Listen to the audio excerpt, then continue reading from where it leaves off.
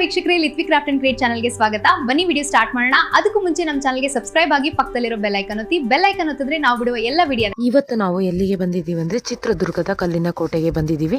ನಾವಿರೋದು ಚಿತ್ರದುರ್ಗನೇ ಆಗಿರೋದ್ರಿಂದ ನಾವು ಸಂಜೆನೆ ಬಂದ್ವಿ. ಈಗ ಎಂಟ್ರೆನ್ಸ್ ಫೀಸು 70 ರೂಪೀಸ್ ಆಗಿದೆ ನೋಡಿ.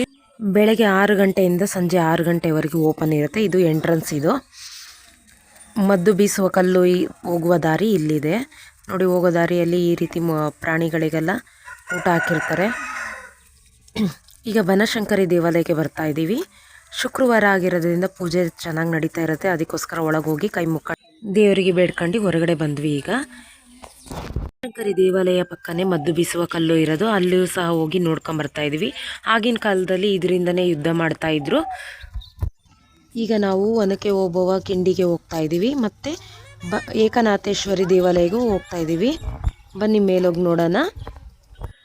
ಕೇರಳದಿಂದನೂ ಒಂದು ಬ್ಯಾಚ್ ಬಂದಿದೆ, ಹಾಗಾಗಿ ತುಂಬ ಜನ ಇದ್ದಾರೆ ಇಲ್ಲಿ. ಕೋತಿರಾಜನು ಕರೆಸಿದ್ದಾರೆ. ಈಗ ಒಂದು ಸ್ವಲ್ಪ ಹೊತ್ತು ಬಿಟ್ಟು ಮೇಲೆ ಹತ್ತುತ್ತಾರಂತೆ. ಈಗ ಹತ್ತುತ್ತೀರಾ ಅಮ್ಮ? ಒಂದು 5 ನಿಮಿಷ ಇರು. ಕೇರಳದಿಂದ ಮಾತ್ರ ಅಲ್ಲ, ಎಲ್ಲರೂ ಬಂದಿದ್ದಾರೆ, ಹಾಗಾಗಿ ನಾವು ಕೂಡ ಬಂದಿದ್ದೀವಿ ಇಲ್ಲಿ. ಈಗ ಕೋತಿರಾಜ ಮೇಲೆ ಹತ್ತೋದ್ರಿಂದ ನೋಡೋಣ ಬನ್ನಿ. ಇದೇ ಕೇರಳ ಬ್ಯಾಚ್. ಕೋತಿರಾಜ ಅವರು ಏನು ಹೇಳ್ತಾ ಇದ್ದಾರೆ ಅಂದರೆ, ಅವರು ಮೇಲಿಂದ ಬಿದ್ದು ಒಂದು ಸಲ ಫ್ಲಾಕ್ಚರ್ ಆಗಿದಂತೆ. ಅದಕ್ಕೋಸ್ಕರ ಕೇರಳದಲ್ಲಿ ಮೆಡಿಷನ್ ತಗೊಂಡ್ರಂತೆ, ಆವಾಗ ಚೆನ್ನಾಗಿದ್ದೀನಿ ಅಂತ ಹೇಳ್ತಾ ಇದ್ರು. ಈಗ ಮೇಲೆ ಹತ್ತುತ್ತಾ ಇರೋದನ್ನು ನಾವು ನೋಡ್ತಾ ಇದ್ದೀವಿ.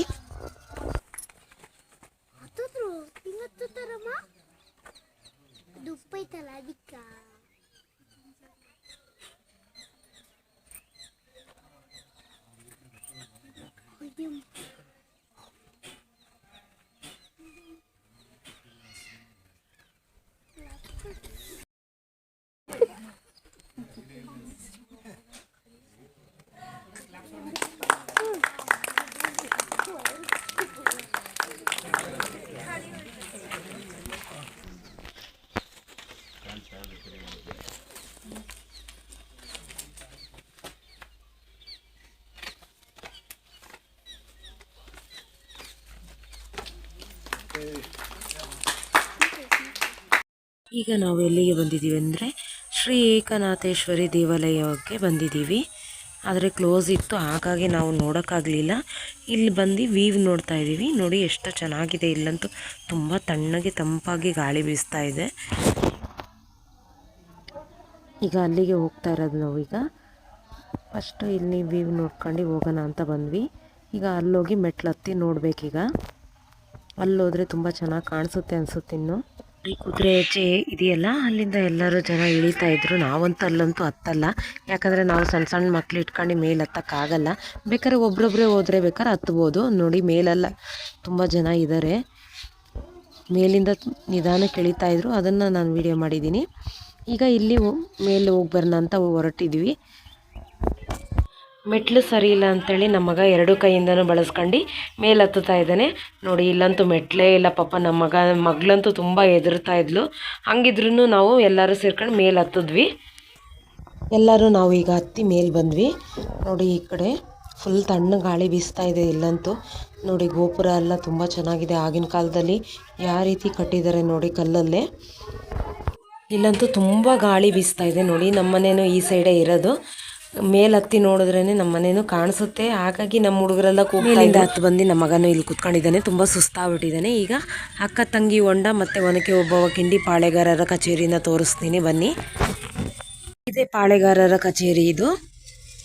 ಈಗ ಒನಕೆ ಓಬವ್ವ ಕಿಂಡಿಗೆ ಹೋಗೋಣ. ಈಗ ಅಕ್ಕ ತಂಗಿ ಹೊಂಡಗೆ ಹೋಗ್ತಾ ಇದ್ದೀವಿ. ಈಗ ಅಕ್ಕ ತಂಗಿ ಹೊಂಡನ ತೋರಿಸ್ತೀನಿ ನೋಡಿ. ಇಲ್ಲೇ ಇರೋದು ನೋಡಿ.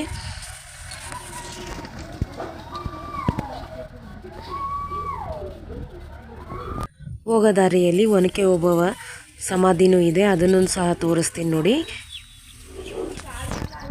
ಇದೇ ಒನಕೆ ಓಬವ್ವ ಸಮಾಧಿ. ಈಗ ಹೊಂಡಗೆ ಹೋಗೋಣ ಬನ್ನಿ ನೋಡಿ. ಇದೇ ಒನಕೆ ಓಬವ್ವ ನೀರು ತಗೊಂಡೋಗಿ ಗಂಡನಿಗೆ ನೀರು ಕೊಡಲು ತಗೊಂಡೋಗ್ತಾ ಇದ್ದಿದ್ದು ಇಲ್ಲಿಂದನೇ. ಆದರೆ ನೀರು ಇಲ್ಲಿ ಗಲೀಜಾಗಿರುತ್ತಂತ ಇವಾಗ ಯಾರೂ ಕುಡಿತಿಲ್ಲ, ಆವಾಗೆಲ್ಲ ಕುಡಿತಾ ಇದ್ರು. ಈಗ ಒನಕೆ ಓಬವ್ವ ಕಿಂಡಿಗೆ ಹೊರಡ್ತಾ ಇದ್ದೀವಿ.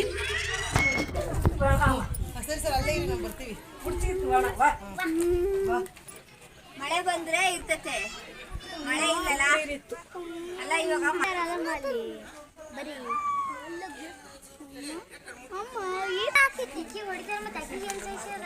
ಇದೇ ಒನಕೆ ಓಬವ್ವ ಕಿಂಡಿ, ಆದರೆ ನೀರಿಲ್ಲ. ನೀರಿದ್ರೆ ತುಂಬ ಚೆನ್ನಾಗಿರುತ್ತೆ.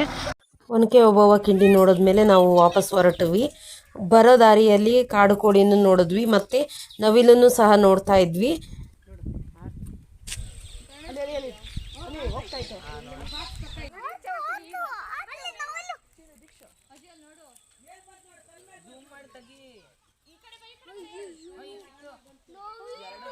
ಎರಡು